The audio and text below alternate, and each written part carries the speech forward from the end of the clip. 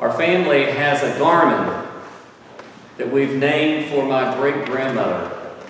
Our Garmin's name is Mabel. We love Mabel most of the time because I don't have to think. Mabel just tells me what to do and where to go. Mabel's set on the fastest route, which usually puts us on expressways. And unless there's some sort of road construction or traffic jam, it all works out fine. Now, every once in a while, Mabel's a little tricky. You know, I should turn right one block, but she has me turn left and go 7 blocks out of the way to get back to where I should be. Or she's insisting, turn right, and I turn right, and then she starts saying, recalculating, as if I'm some moron that didn't know what I was supposed to be doing. But I like the fact that she tells me where I'm going, where I'll end up, how fast I'll get there, the exact time and moment I'll arrive. I like that kind of external navigation. I like that kind of specificity. I like that kind of direct, clear information. And that's precisely what today's gospel is about. Because Jesus is starting to talk to his disciples before his crucifixion and resurrection, and here we hear again Thomas. You know Thomas, the one who said on that first Easter day, unless I see the marks of the nails, unless I put my hand in his side, I'm not going to believe. Well, Thomas is at it again. Jesus is going on, saying all these beautiful things, and he says, you know where I'm going. And Thomas says, I don't have a clue what you're talking about. You ever been in a classroom where everybody's dying to ask a question? Nobody is willing to ask it because they're all afraid that the teacher, professor is going to come down on you. So we're all sitting here thinking, what the heck's going on? I don't understand a thing. And then finally some brave person says, I don't have a clue. And then all of a sudden you get the information you want and everybody sighs in relief. Well, that's the moment. Thomas breaks the ice. I don't have a clue what you're talking about. What are you talking about? Where are you going? What's going on? We don't know the way. Where is the way? How do I get there? What do I do?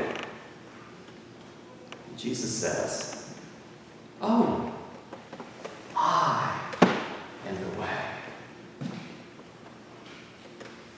Jesus talks about preparing a place.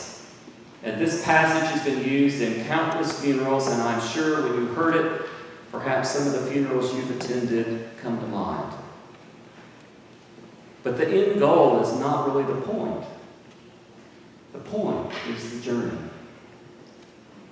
You see, Jesus was flesh and blood with his disciples for at least 3 years. And if you were to take a map of Israel and plot everywhere Jesus and his disciples went and all that they did, when you finished, it would end up looking like a toddler had taken a crayon and just scrawled. There's no straight line anywhere.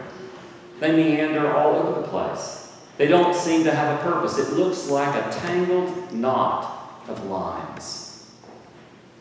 And Jesus is saying to his disciples, the time of the incarnation is coming to an end.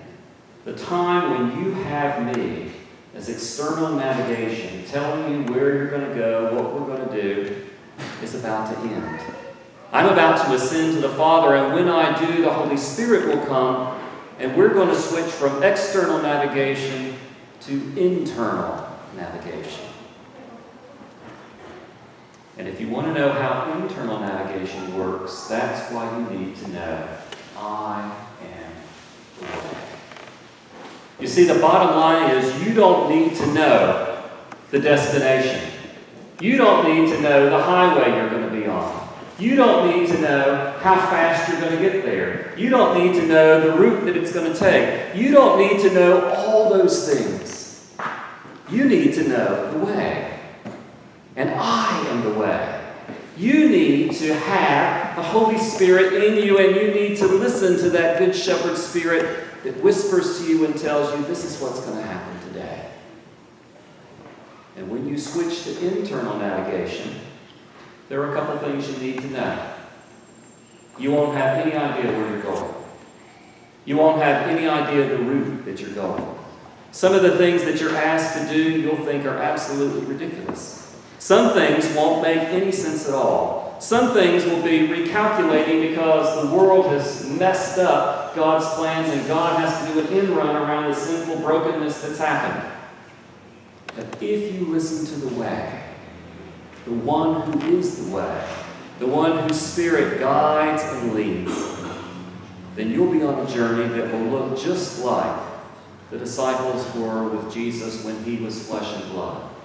Your journey will look like a toddler has scrawled all over the page. I don't know about you, but I don't like that. I want to know the destination. And Jesus says the destination is life with God.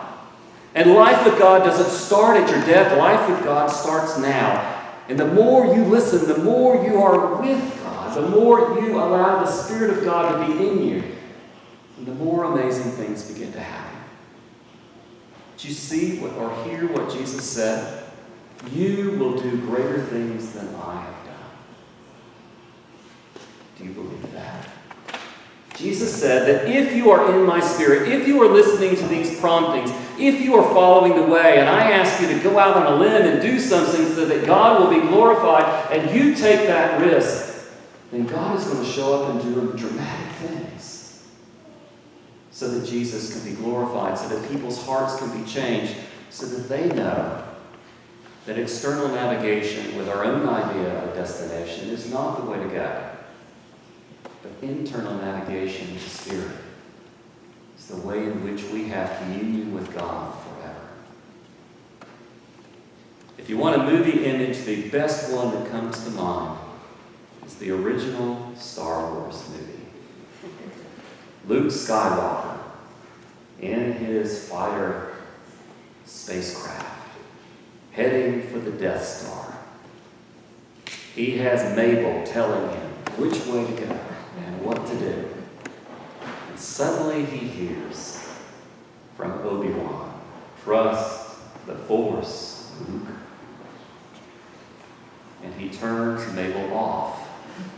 And everybody at Command Central freaks out. What's wrong, Luke? What's wrong? Nothing's wrong. Nothing's wrong. And he just listens for the root in the moment when he needs to depress the button which enables him to successfully destroy that evil for the moment. Now, the Force is not quite the same as the Spirit, but you get the point. Trust the Spirit. Trust the internal navigation. Trust that no matter where God takes you, it is about communion with God, about restoring you to who you are called to be, about giving glory to Jesus, that the world may be saved. It's time to put Mabel on the shelf and allow the way, the Spirit, the internal navigation of God to take charge.